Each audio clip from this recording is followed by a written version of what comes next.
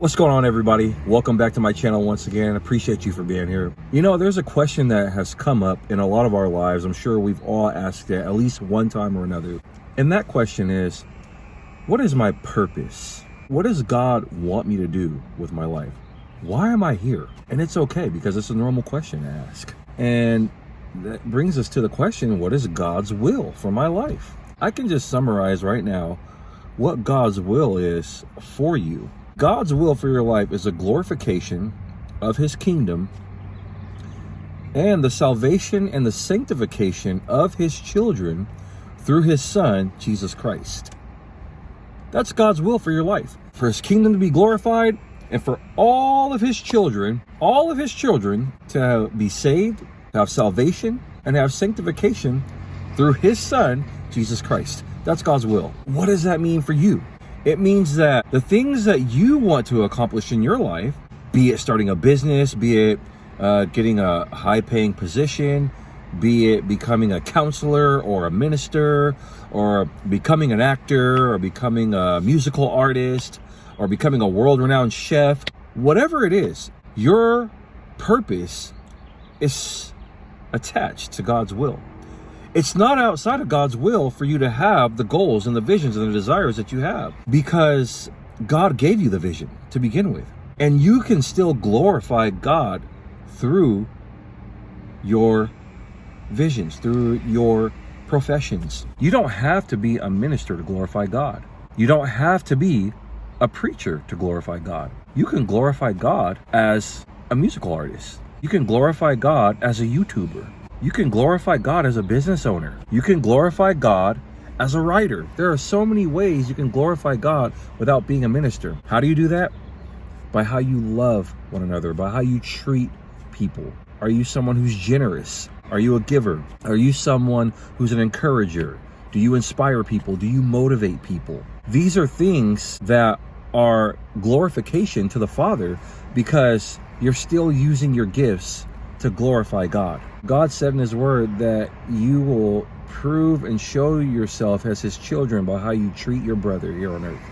And how can you say that you love God who you have not seen, but hate your brother here on earth who you have seen? You have to love everybody, even your enemies, even the people that don't treat you right.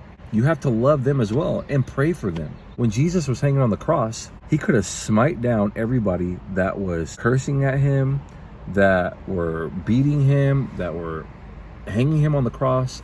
He could have took them out with one snap of his fingers if he wanted to. But that's not what he did. What did he do? Instead, he prayed for them. Father, forgive them, for they know not what they do. And we have to do the same things. As a matter of fact, when you do this, instead of retaliating, you build up stores of blessings for you, because you're doing what God asked you to do. God's will for your life is, again, to glorify his kingdom and for you to be saved and have salvation through his son, Jesus Christ. Because Jesus is the way, the truth, and the life. And no man can get to the Father except through him. So you have to acknowledge Jesus. You have to.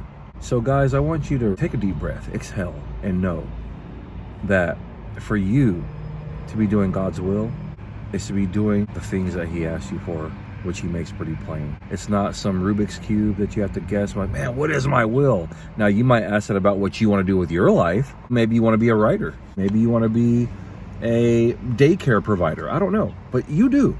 And you just have to ask yourself these questions. What do I really want to do with my life? And how can I glorify God with it? Because when you're helping people, you're glorifying God.